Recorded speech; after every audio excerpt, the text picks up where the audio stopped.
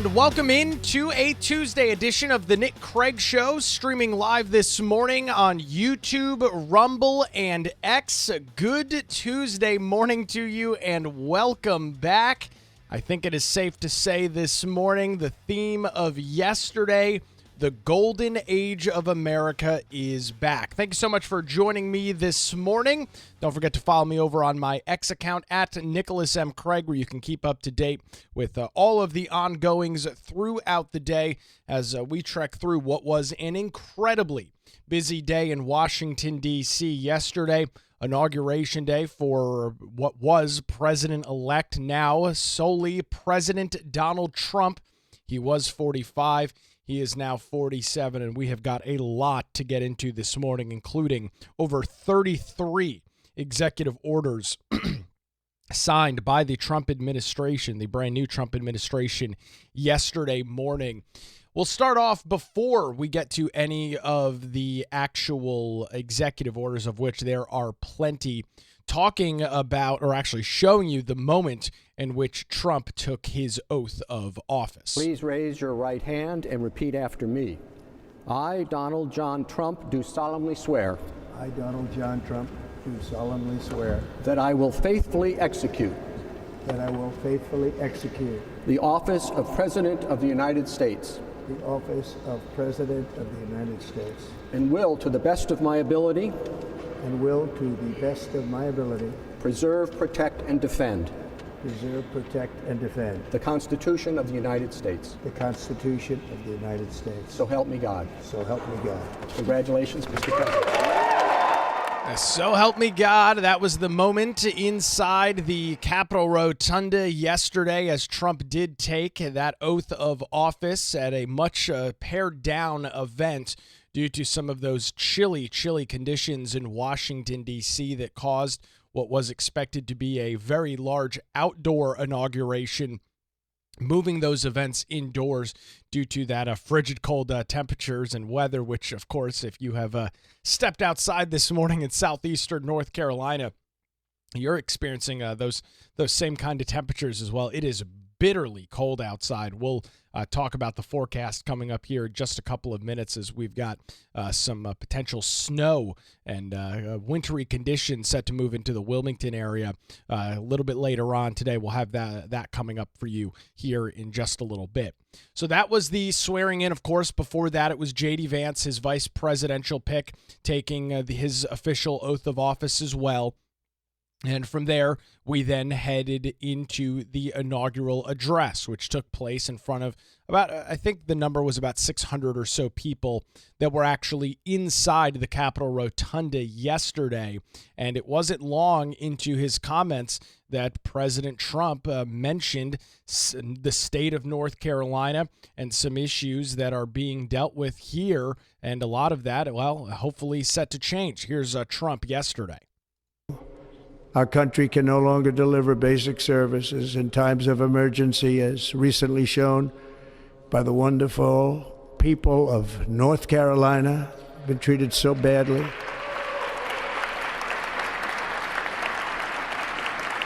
And other states who are still suffering from a hurricane that took place many months ago. Many months ago, and yes, it was in fact many months ago that the western half of our state was dealing with some of those major issues in regards to hurricane relief and recovery. This is unfortunately still an ongoing saga as the state continues to grip with these major issues. Obviously, the biggest, of course, being the lack of federal response. We've seen this back and forth with FEMA over the last little bit. We've seen this constant moving of the goalpost in regards to when people can or can't stay in various hotels, and it's a mess. It's an absolute mess. And when Trump says, we're looking forward to bringing back this golden age of America, I mean, this is the kind of stuff that shouldn't be happening in our country.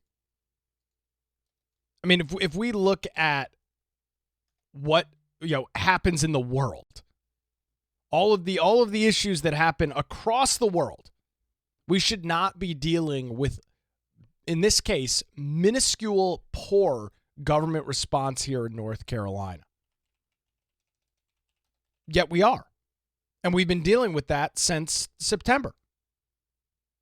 Why is that the case?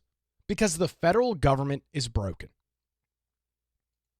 The federal government is incapable of dealing with, while yes, a complicated task, the thing that they have been nailed over the last couple of months, really, it's really popped up in the last couple of weeks, is their inability to communicate with people that are receiving assistance from Hurricane Helene. Huge amounts of uncertainty in regards to whether or not people will have a place to stay in a hotel room.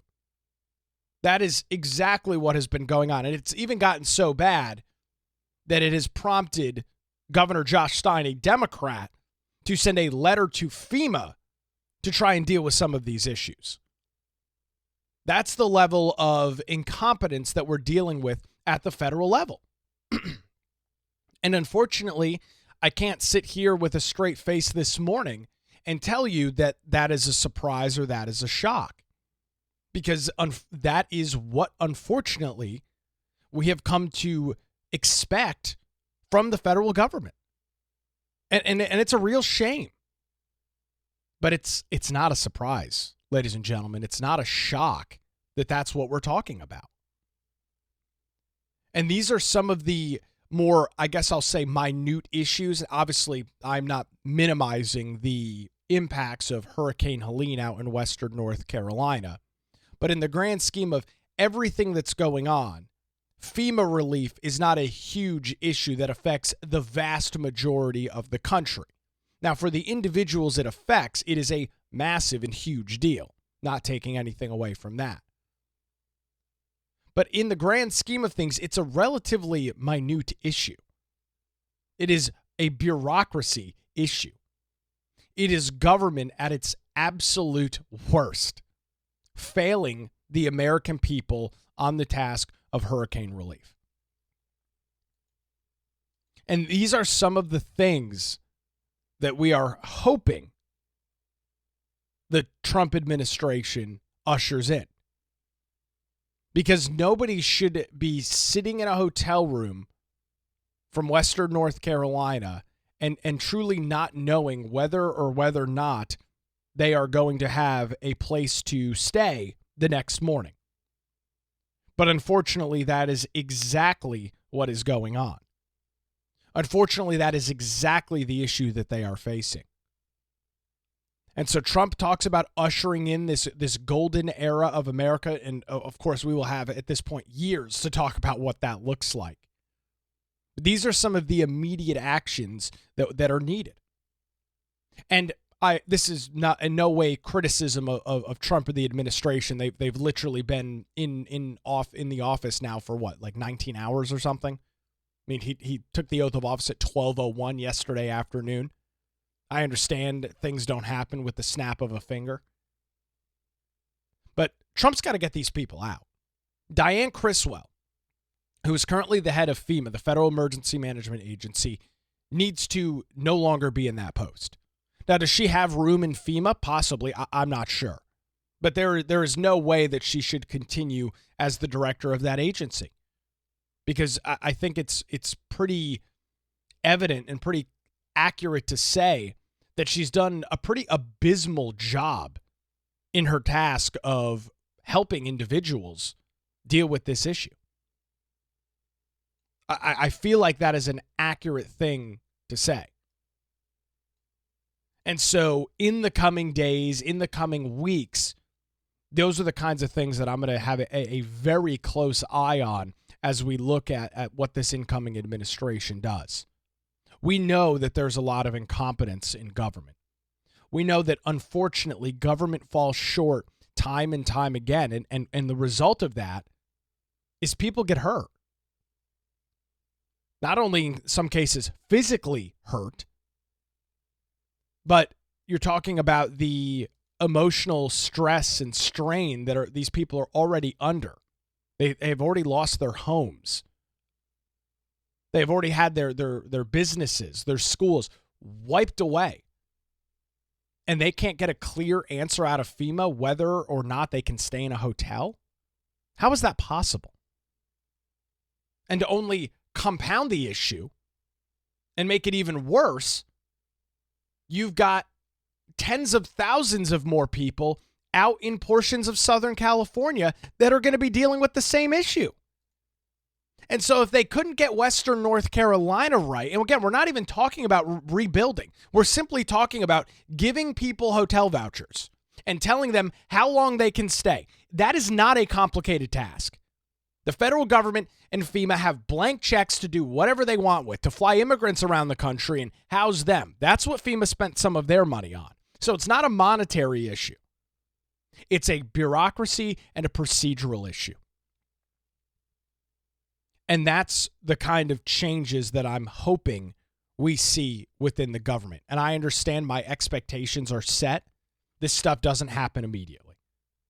This stuff doesn't happen overnight. It's going to take some period of time to get everybody caught up to speed, to get individuals in these new posts. I don't think the solution is going in and just, firing FEMA or dismantling FEMA, because in the meantime, you've got people that really, really need help. So that is not the solution, at least right now in the short term. Long term, that might be the goal and the solution, and I would welcome that.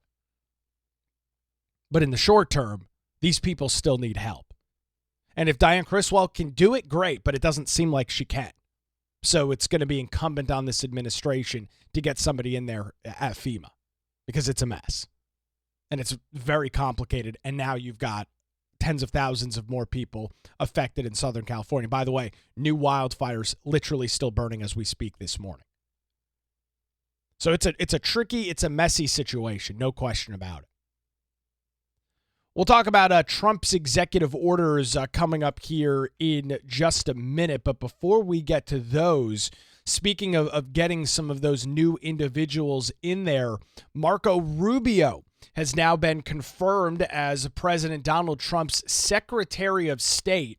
As you probably saw some coverage last week, he was grilled by his Senate colleagues on the Hill, and he will now serve as the 72nd, spit that out, Secretary of State. There was a 99-0 unanimous vote, including Rubio casting a vote for himself. He will now vacate his Senate seat serving the people of Florida and take his place as the head of the State Department. That's according to The Hill. Chuck Grassley of Iowa said on the floor of the Senate yesterday, quote, "No one on this body can doubt that Marco Rubio is an intelligent man with remarkable understanding of American foreign policy and a very deep commitment to the American dream. Rubio is the first of Trump's cabinet picks to be confirmed, and it happened on Trump's first day in office. Many other nominees were questioned during confirmation hearings that took place in the Senate last week. However, at this point, none of those individuals have come up for a vote yet. First, it was Rubio. Now, it is expected, and a lot of this, of course, is still up in the air. It was expected that some of these easier individuals to go through, like Marco Rubio, like Pam Bondi, individuals like that would kind of go through the Senate first as they gear up for the major battles with individuals like RFK Jr., like Pete Hegseth, who are not going to get this unanimous 99-0 vote. The Democrats, probably all of them, will not vote in favor of confirming people like Hegseth and somebody like RFK Jr. So it's good that at least right off the bat, Trump's got his Secretary of State, Marco Rubio. RFK hasn't even had his hearing yet. That's going to be interesting. We'll await the schedule on that, and I can promise you when that happens, it is going to be a very interesting affair to watch as the senators that will be grilling and asking questions of RFK. That will be maybe even more interesting and exciting to watch than the Hegseth one, in which I think he did an absolutely phenomenal job in pushing back on the Democrats, pushing back on their nonsense, bringing up just ridiculous things about, we heard from somebody that you drank too much one time and had to be brought back to your hotel room. Okay. Yeah, that sounds like somebody that we can't have in any form of government, right? Somebody that at an event drank too much. Yeah, no, they can't be involved in government. Of course, for then the senators to be called out on their own inability to do their job without drinking. Many late night votes in the Senate taking place after senators go out for dinner, drink, come back, vote. But no. Good for the goose, not good for the gander. Typical Democrat hypocrisy and typical Democrat double standards in Washington, D.C. So Rubio is in. Great news there. We'll see when the rest of these individuals are set to get their confirmation votes as Trump begins the process of actually filling up his cabinet so that the work of bringing America back into this golden age that he talked about yesterday can actually begin. I want to tell you about a way that you can support the show and get access to bonus content, including our daily show notes. It's patreon.com/Nick Craig. There you can head on over and subscribe to the show. We've got 2 different levels, and I learned yesterday you can actually set a custom amount thanks to one of our audience members with a very generous contribution over at patreon.com/Nick Craig. You can head over there, get access to that bonus content, exclusive content there, and support the program. It's patreon.com/Nick Craig. So with yesterday, all of the events and festivities in Washington, D.C., as we reported yesterday morning, the Trump administration, it was expected to immediately head and make some drastic changes, doing that via executive order. That's, of course, something that, is not the end-all, be-all. Their executive actions, which means as quickly as Trump can put them into effect with the stroke of a pen, they can be removed by somebody else. As we go through the executive orders, I think I've got 13 different slides going through the executive orders. It can be easily removed. This is a good first step, but some of these things will need to be codified by Congress over the next 2 years while Republicans at least guarantee their majority. Obviously, midterms we'll get into months down the road, but as of right now, Republicans have that majority. They need to take advantage of it, and in the future, codify any of these EOs that need to be codified into law. So let's take a look at some of these executive orders. They're broken up into a plethora of different categories. We'll start off with immigration and the border. The first was a proclamation declaring that, quote, an invasion is ongoing at the southern border, guaranteeing states protection against such invasion and invoking executive powers related to the surge of illegal immigration. Another immigration and border EO was entitled Protecting the American People Against Invasion. That was also in response to the unprecedented admission of illegal aliens at the southern border. And one of the others was ordering the securing of the southern border by various methods, including building a border wall and ending the CBP One app.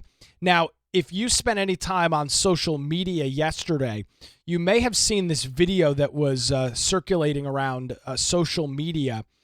There was a woman at some I don't know exactly what port of entry she was at.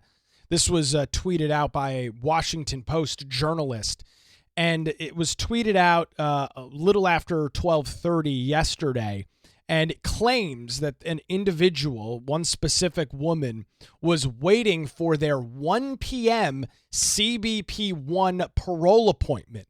And with this executive order that Trump signed right off the gate, that CBP One app is shut down.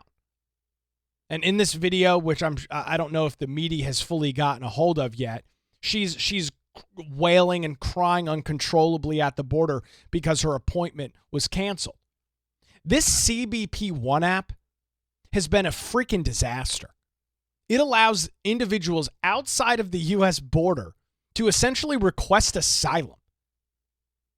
I mean, the idea that is what we are encouraging. Again, when you look at the issue of illegal immigration, something that the Biden administration oversaw, something that the Biden administration allowed, part of it, yes, is the fact that border rules and laws and immigration rules and laws weren't followed. But the other part of it is the fact that, kind of in a wink, wink, nod, nod style fashion, the previous now, thank God, the previous administration essentially were waving these individuals into the country by introducing things like the CBP-1 app. So all this, the app is gone. No, anybody that had an appointment, which I don't know why, if you were truly trying to get in America, why the hell you would have waited until Inauguration Day to do it, but that's not here nor there. The app is gone. And it should be. It's absurd that you could literally download an app on your phone somewhere in South America and essentially request asylum into the United States. That's why we had an immigration problem, or one of the many reasons why we had such an immigration problem. So the CBP-1 app is gone. And I'm sure in the coming days, if it hasn't already begun, the media will start finding these stories of individuals that tear at your heartstrings so they can, once again, demonize Trump, demonize the Republicans, claim that they hate immigrants, they hate migration, they hate individuals that are coming from anywhere outside the United States, the typical media playbook on this issue. We have a sovereign nation. A sovereign nation requires having borders. I mean, you literally, you can't define a nation without defining its borders. Without that, it doesn't exist. Yet, for whatever reason, this previous administration thought it was a good idea to just kind of squint and blur the lines in regards to our border. That's coming to an end. And whether the mainstream media likes it or not, whether Democrats that will, of course, promote individuals that are now dealing with the ravage of Donald Trump, the American people were dismayed and dumbfounded by what they experienced in regards to immigration. They were not happy with the wide open U.S.-Mexico border that was for many years. That was evident in polling, and it was evident in November when the American people sent Joe and Kamala packing. And we got to wave Joe goodbye in his helicopter yesterday. Same thing with Harris. The American people do not and did not support that. Meanwhile, Democrats, of course, will take videos like this and blow them out of proportion and into the biggest travesty that has ever taken place. So let's get back to Trump's executive orders in regards to immigration and the border. We talked about the CBP-1 app. He declared a declaration of national emergency at the U.S.-Mexico border as well. He also signed an EO, a realignment of the U.S. refugee admission program. He claims, quote, to better align with American principles and American interests. He also issued an executive order ending a birthright citizenship, a restoration of the death penalty for killing of federal agents or law enforcement. He declared cartels. This, of course, would be individual groups like the Sinaloa drug cartel in portions of northern Mexico that are using mules and individuals to smuggle drugs and humans across the border. He declared those cartels terrorist organizations, as well as an EO which gives protections from foreign terrorists and other national security and public safety threats related to the southern border. So right off the bat, taking charge on the border, which I think the American people are very much in favor of. So moving on from there, we'll talk about some of his executive orders in regards to federal workers. An order to reform hiring in the federal government based on merit. A change in policy to make it easier to fire poor performers amongst the federal workforce, which is a huge issue. And it's not just a federal government issue. This is relevant in states all across the country. It is so complicated and in many cases damn near impossible to fire state and federal workers who aren't doing their job because of the bureaucracy, the red tape, and all of the other nonsense that is put in place. And I can't believe that we even have to sign an executive order for this. You have to sign an executive order to have individuals that are poorly performing at their job removed from their post? Man, that's absurd. Yet that's exactly what's going on because the bureaucracy makes this stuff so hard to deal with. One of his other executive orders was an order to hold former government officials accountable for election interference and unlawful disclosure of sensitive information, referring to the national security officials who co-signed a letter suggesting Hunter Biden's laptop was Russian disinformation, as well as a memorandum to ensure career senior executive officials in the federal government implement the president's agenda or they are removed. And that's a big one right there. That's a big piece of all of this because Trump he kind of talked about this last night. This was around 9 o'clock or so when he was back at the Oval Office, back at the White House, signing the rest of these executive orders. You know, Trump can sign all of these things all day. And in the case of yesterday, he did. Spent literally 8 hours signing executive orders from start to finish. But if they're not going to be implemented, if they're not going to be enforced, well, that, of course, is a huge issue.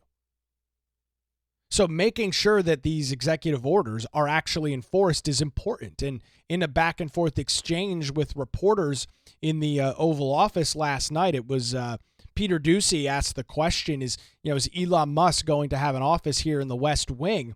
Trump said no, he's going to have an office with about 20 people, and their first task is going to make sure that these executive orders that I'm signing today, that they get implemented.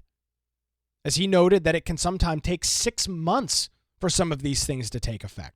Their executive order, their executive action, they need to take place immediately. So those were a couple of things on federal workers. Back to that, a regulatory freeze to prevent bureaucrats from issuing any more regulations until the administration has full control of the government.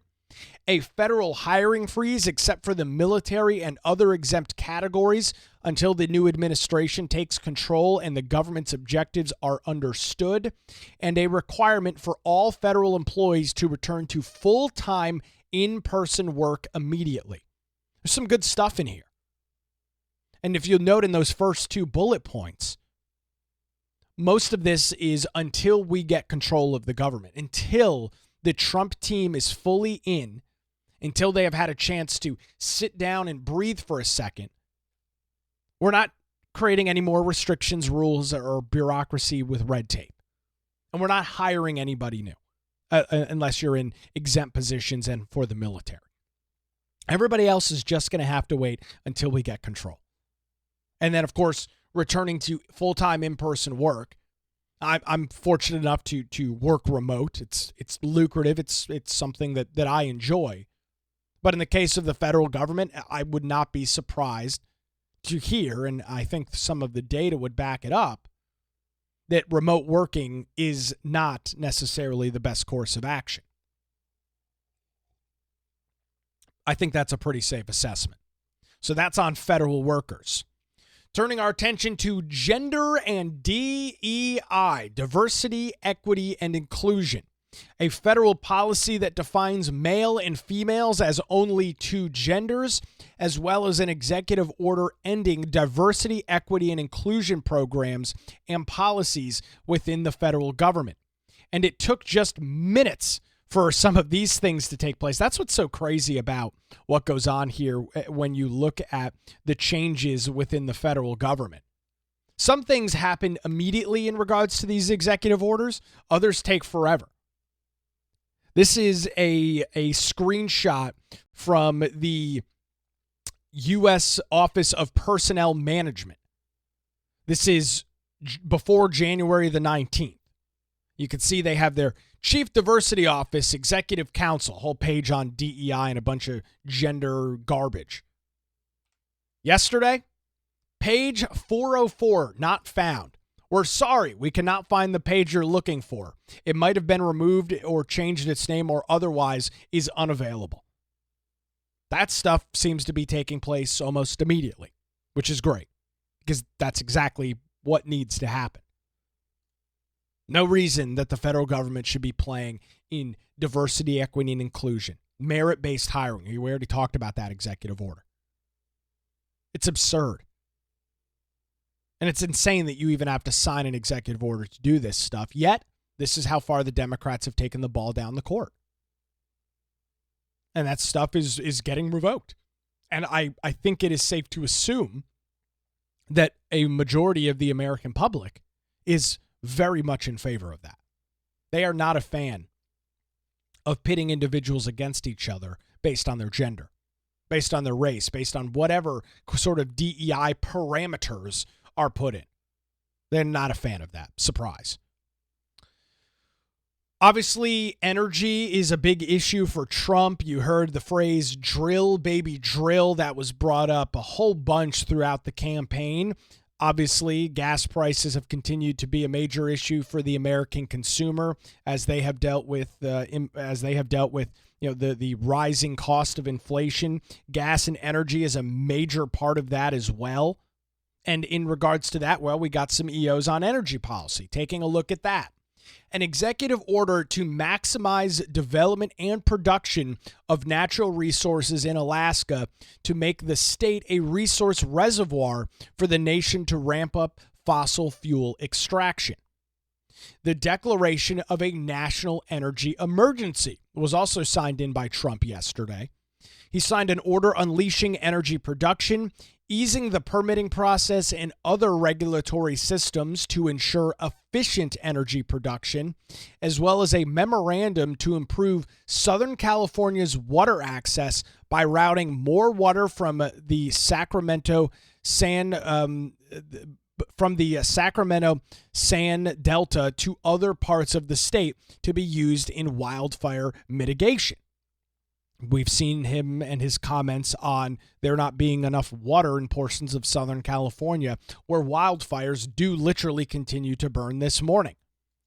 More on the energy front, a temporary withdrawal of all offshore wind leases and an order to review government leasing and permitting practices for wind-powered projects. Now, there is currently a offshore wind lease that is being discussed here in southeastern North Carolina, portions of Brunswick County. Obviously, it seems like that will have an impact on that. But again, this is a temporary withdrawal. We'll see. And Trump made some comments about windmills yesterday. We'll see kind of what the actual government platform stands as the weeks and months go on. Now, this is a big one. This is an exciting one. An official withdrawal from the Paris Climate Accord. Now, as you know, Trump has been very critical of these documents like the Paris Climate Accord. And according to Trump yesterday at Capital One Arena, he says this could save the United States upwards of $1 trillion getting out of the Paris Climate Accords. A formal notice to be sent to the United Nations saying that the United States will put America first in international environmental agreements, including the Paris Climate Accord, while also directing the federal government to do the same. So notifying the UN that we are also out of the Paris Climate Accord. See you later. Don't have any gripes or concerns over that at all. Military and national security is the next topic in which Donald Trump brought up. We'll get into that coming up here in just a minute. Want to remind you to check out our YouTube channel. You can subscribe to the show and watch it live weekday mornings here at 7 o'clock, or catch the podcast after the fact by subscribing to our YouTube channel. It's youtube.com/@the Nick Craig Show. You can also view that and all of our other links this morning by visiting the website nickcraig.com. You'll see all of the various social media links on there where you can not only watch live, but listen to the podcast on your phone and take the show with you on demand. So it's our YouTube channel, youtube.com/The Nick Craig Show. Aqua Blue chiming in on our Rumble chat this morning saying good morning. It is a good morning in America, no question about that, as we continue to recap the inauguration day yesterday for the Trump administration, the golden era of America, as we continue the discussion of his executive orders. And back to that, military and national security. Trump issued an order to reevaluate and realign U.S. foreign aid. It's a big budget buster right there. He also signed an order asking the Department of Defense to come up with plans to protect the United States' territorial integrity and sovereignty by targeting drug trafficking, human trafficking, illegal immigration, and other criminal activities. With that, he also signed a memorandum to immediately grant a 6-month interim security clearance to certain personnel hired by the Trump administration so they can access the White House regardless of a clearance backlog Trump said was left from the Biden administration. Well, that could be a huge issue where you've got the outgoing administration who has not processed these security clearances beforehand. And that's either done intentionally, which of course wouldn't surprise you, but probably more likely just due to more of the incompetence out of the previous administration. Huge issue there. Continuing on military and national security, an America First policy directive to the Secretary of State to champion American-focused interests in foreign policy. Of course, we talked about that a little bit earlier this morning. Marco Rubio has officially been confirmed as Trump's Secretary of State, so that's a directive to Rubio and the team that he is going to build in the Secretary of State's office, as well as an order defining the organization of the National Security Council and subcommittees. So that is dealing with military and national security. We'll turn our attention to taxes and tariffs. With that, Trump is creating an America First trade policy. With that, it is set to prioritize American workers and companies while also establishing a, quote, external revenue service, the ERS. You're familiar with the Internal Revenue Service, the IRS. Here with the ERS, they are going to be tasked with collecting tariffs, duties, and other foreign trade-related revenues, as well as a memorandum declaring the Organization for Economic Cooperation and Development, OECD, as well as a global tax deal, and claiming that that has no force or effect in the United States.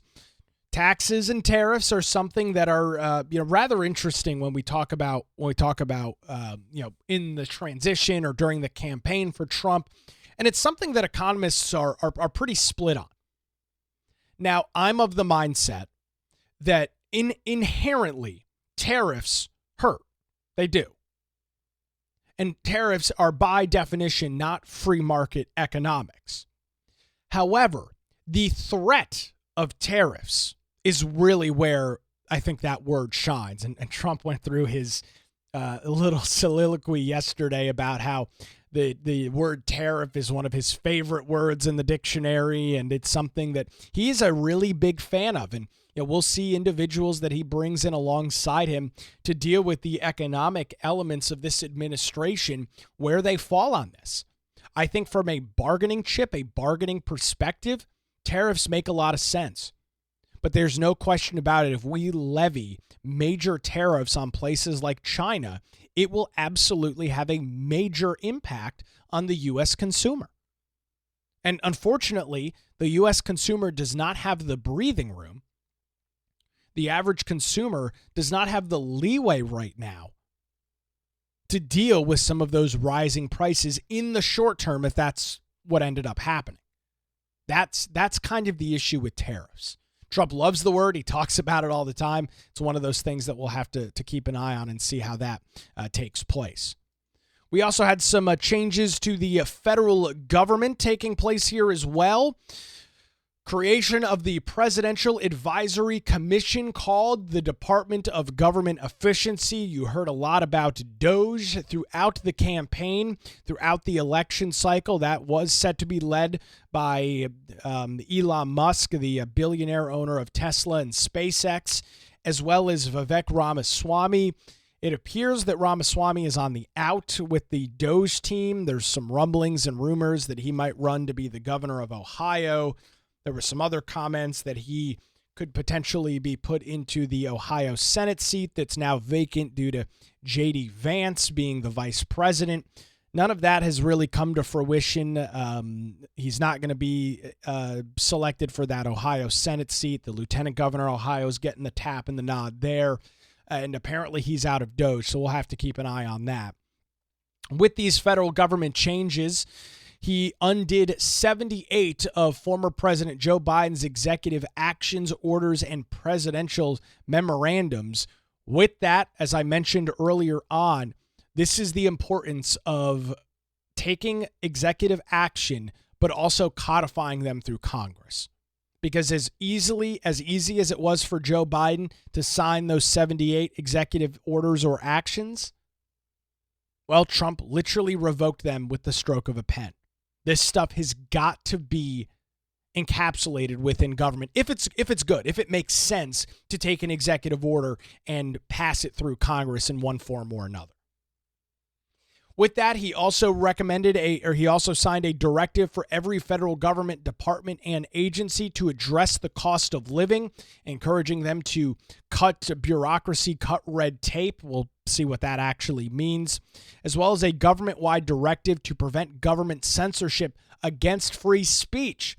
This, of course, something very near and dear to President Trump's heart, as he has essentially been on the tip of the spear in regards to big government censorship.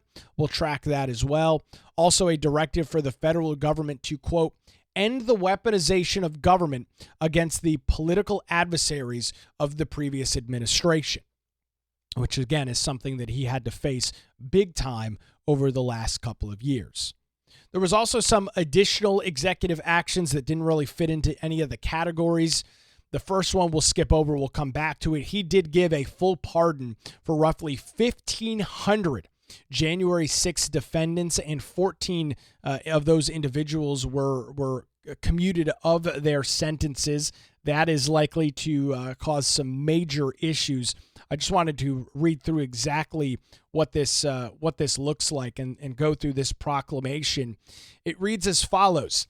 This proclamation ends the grave national injustice that has been perpetrated upon the American people over the last 4 years and begins a process of national reconciliation.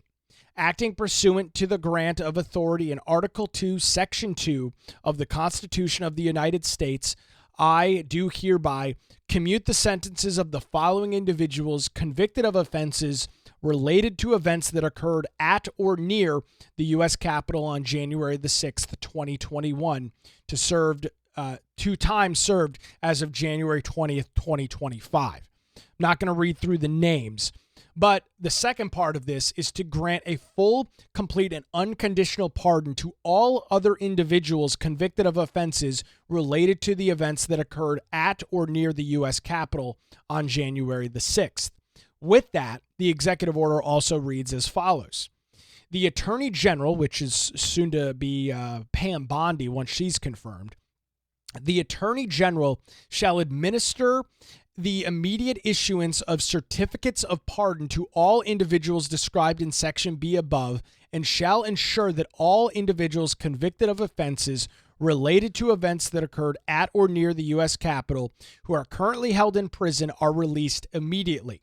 I further direct the Attorney General to pursue dismissal with prejudice to the government of all pending indictments against individuals for their conduct related to events at or near the U.S. Capitol on January the 6th, 2021. The Bureau of Prisons shall immediately implement all instructions from the Department of Justice regarding this directive. So not only is he pardoning some 1,500 individuals, he is directing his soon-to-be AG to essentially go after dismissing all of those pending charges that are still lapsing here 4 years later. And of course, the media, there will be a lot of outrage over the January 6th stuff. Because, you'll always hear from the left, the January 6th is the darkest day in democracy. It's the worst thing that's ever happened to the country. It's like, modern day 9/11, just constantly with the ridiculous, nonsensical analogies. But here's the situation. These individuals, if they committed crimes, should have been held accountable. I am in full agreement with that. I am a believer that if you break the law, you should be held into account. You have had people that have been waiting 4 years for their day in court because the federal government, and in the meantime, they, by the way, have been sitting in prison because the federal government has slow-walked these individuals. If you were going to charge them with trespassing, if you're going to charge them with disorderly conduct, charge them, convict them, and be done with it so they can serve their time and be done. But that's not what's happening. The federal government is slow-walking these individuals, making their lives a living hell, all to make a point. Trump made the comment yesterday. Some reporter was asking about the January 6th. He said there's been people that have been literally convicted of murder and released in the time that these individuals have been sitting in jail waiting. And I don't know if he's got an exact example of that, but there are absolutely instances of individuals committing heinous acts of violence and other crimes that have been charged, convicted, and served their time in the period in which these individuals have been waiting for the federal government to do their jobs. That's unacceptable. Man, these cases should be pretty cut and dry. Did you trespass? Yes. Okay. Charged, dealt with, and done. So I'm all in favor of Trump commuting these sentences. These individuals have been treated incredibly poorly by the federal government. Again, I don't excuse the action. I think if you trespassed and damaged property within the U.S. Capitol, you absolutely should be held to account. But this is not the process. This is not the way in which that's supposed to take place. The weaponization of the federal government against political opponents is one of the biggest issues that this country faces right now, second to none. It's one of the biggest issues that we face. So that, of course, is something that's going to get the media all riled up. With that, Trump also signed an executive order to withdraw the United States of America from the World Health Organization, which Trump also did back in 2020. A memorandum promoting beautiful federal civic architecture, an executive order restoring the name of Mount McKinley after President Barack Obama changed the name back in 2015. And he's also changing the name of the Gulf of Mexico to the Gulf of America. Pretty cool to see that taking place. And now the one up top. Giving the social media platform TikTok 75 days to find a U.S.-based buyer before facing a federal ban. This is a tough one. Trump, of course, was the individual that brought forward all of the discussion about originally banning TikTok. He has now seen the light and admitted so yesterday that, and he's talked about it in the past, that he has used the platform and has found great success on the platform, talking about winning the youth vote. He believes that TikTok was a large part of that. I'm not going to disagree.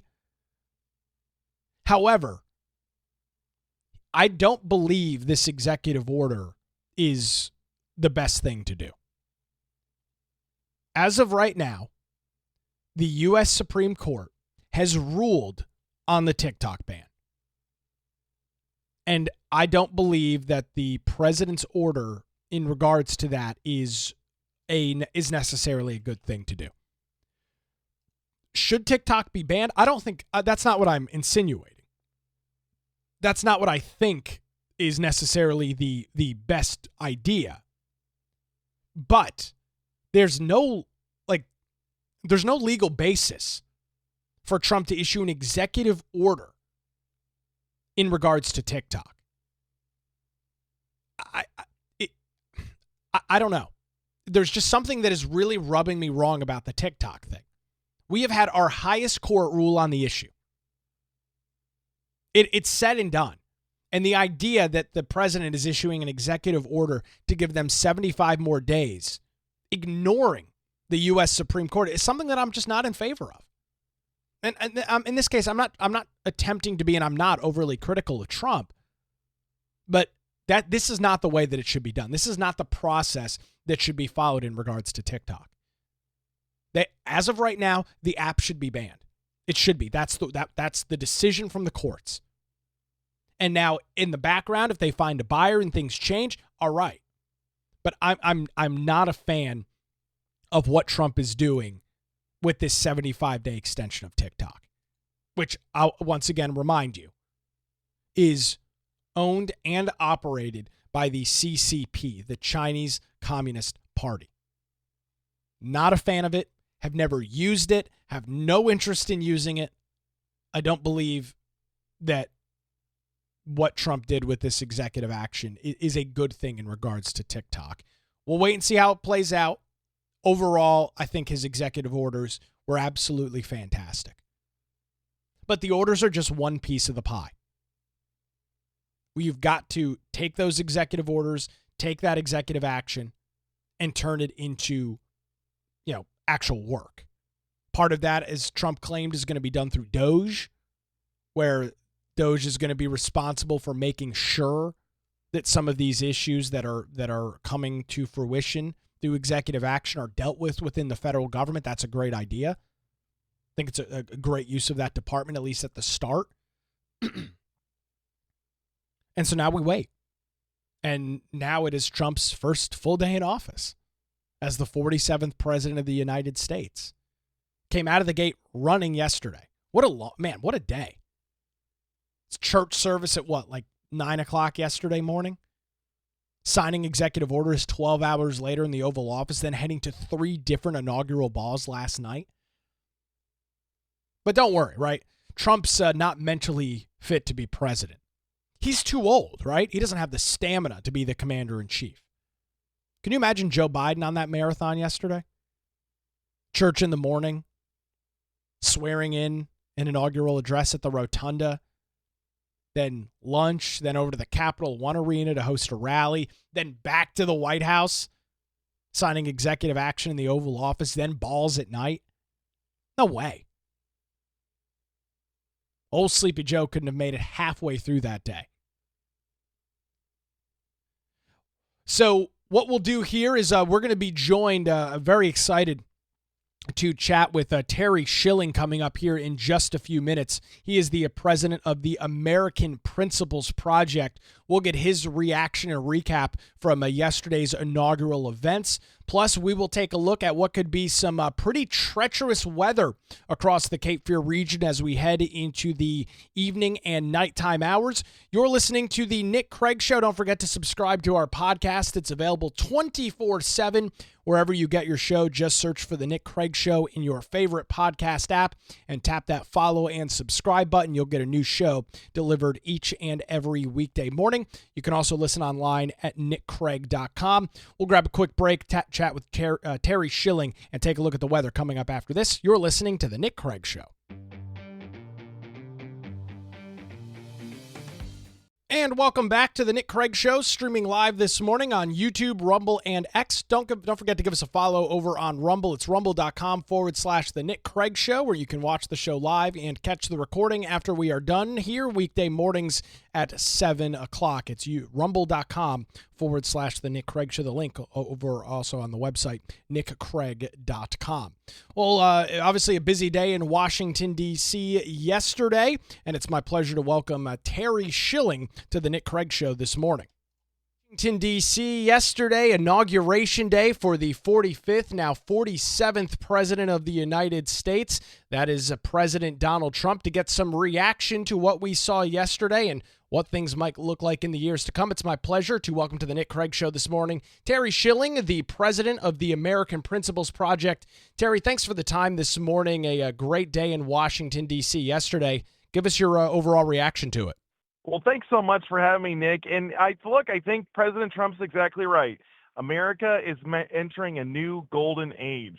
He's signed over 200 executive orders yesterday, ranging from everything from securing our southern border, increasing our national security, unleashing American energy, and giving much needed relief to American families. But also, and who would have thought we would have ever had to do this? He signed an executive order going back to 2 genders. And recognizing that women are adult human females as part of a way to punch back against the Democrats' insanity on gender identity policy. So it's a new golden era for America, and we're going to put America first. So it's very, very beautiful. I'm so excited to be working and helping President Trump get this pro-family agenda done. One of the things I kept seeing all over social media yesterday, the comment over and over again, we're so back and we're back, America's back. And what you just mentioned in this idea that you have to pass an executive order to claim very clearly that there are two genders, male and female. Tara, doesn't that really show how far we've kind of gotten our eye off of the ball here? Yeah, it does, Nick. And here's the real thing. It's not a reflection on the American people. They're actually very much sane when it comes to gender. Only about 25% of Americans get crossed up and confused about gender policy. It's our politicians that are really the problem. And the good news is that the Republican Party has recognized gender ideology for the threat that it is. They spent a ton of money attacking, and also how unpopular it is. They spent a ton of money in the campaign trail attacking Democrats for it because the American people are with us on this. I never thought, I want to get these policies done, secure these victories. This is wasted time and effort, right? It's no better to debate gender policy and what gender is than it is to debate that, whether or not the sky is blue or the sun is hot. These are obvious things that science has said long ago. And so we can't get to this new golden era for America if we're still debating things like gender. Kind of on the precipice of all of this, I want to get your reaction to what we learned just hours before the inauguration yesterday. You had the Biden administration and the president outgoing, pardoning members of Congress, pardoning Dr. Anthony Fauci. Then Terry, literally as Trump is walking into the Capitol Rotunda, pardoning his whole family. What is your reaction to that? Well, the thing that bothers me the most, look, I'm pro-family. I think that, your loyalties are to God, family, and country in that order. So I don't really fault him for going easy on his family. But here's my real problem. He's pre-pardoning them. Before any of these people have even had charges against them or had any type of conviction, he is pardoning them. That's not right. It's almost like it's an admission of guilt. So, Anthony Fauci was on that list of pardons that Biden has done before being even charged with anything. That is not what the pardon system is meant to do. The pardoning system is meant to protect people and let people go if the state's been too hard on them or if something has come out, after the conviction. It's too much. It's not fair. And there are so many other people. This is a really bad precedent to start. I mean, if Republicans start doing this and then the next Democrat starts doing this, it's going to keep exacerbating to where you're going to pardon the entire country. It doesn't make any sense. Terry Schilling joins us this morning on the Nick Craig Show as we're discussing yesterday's inauguration. Terry, back to families. Obviously, inflation has really hurt the middle class. Their paychecks now for the last couple of years have been pinched beyond belief. You've got major sacrifices being made in U.S. households. What are some of the things that you think the Trump administration and Congress needs to focus on to give some much-needed relief to the middle class here in America? Well, the first and foremost thing that they need to do is they need to lower energy prices, right? And that's why those executive orders around energy policy today were so important, is we're sitting on all this oil, we're sitting on all this coal, we're sitting on all this natural gas, and we have all these things at our fingertips that will both simultaneously lower energy prices and also create jobs and create prosperity in America. We need to tap into that. Energy prices drive inflation to an extent that, a much larger extent than other issues. So, addressing the energy crisis in this country with prices is a great first step. I also think that the Trump administration would do well to look at school choice programs and giving parents more flexibility to afford to use their own taxpayer dollars that they're putting into the system to use for putting their kids into a school of their choice. Parents like me who are very concerned about what kids are learning in public school, it costs a lot of money post taxes to send my kids to a school where they're at least learn how to read and write, let alone be protected against the ideology that says that there's 57 genders or whatever the heck it's up to now.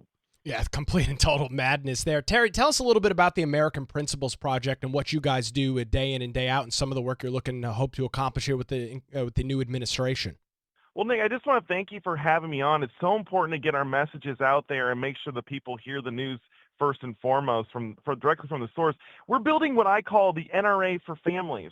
right? And what I mean by that is the same way that the NRA protects the Second Amendment rights of gun owners and people in America, we protect the innocence of children, we protect parental rights, and we do it by running campaign ads and unelecting really bad guys that are hurting our families and replacing them with good guys.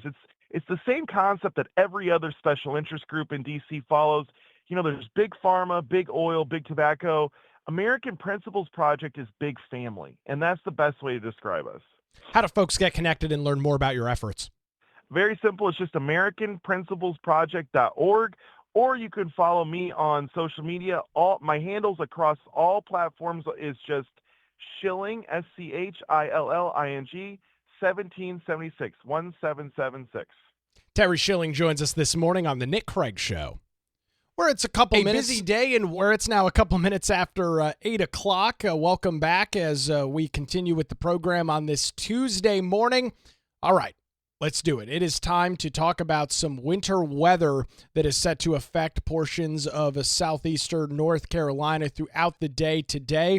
There is already a winter storm warning that is in effect for our coastal counties here, Columbus, Brunswick, New Hanover, and Pender. That is set to go into effect at 9 p.m. tonight, and it will last until 7 o'clock tomorrow morning, as we are expecting some snowfall across the region. This is the latest forecast from the National Weather Service here in Wilmington. They released this forecast right around 4:30 this morning. And they're calling for pretty much all of Brunswick, New Hanover, and a vast majority of Pender County, somewhere between 2 and 3 inches of snow. Now, obviously, you've probably been seeing a conversation and comment on social media over the last couple of days about this. There was some, probably back mid portions of last week into the weekend, there were comments about 6, 7, 8 inches of snow. And while that's not looking like it's super likely to happen as of right now, there is the possibility that this slightly overperforms. So what you're going to be dealing with, and what we'll be dealing with starting a little bit later on tonight, is a pretty widespread 1 to 3 across the Cape Fear region.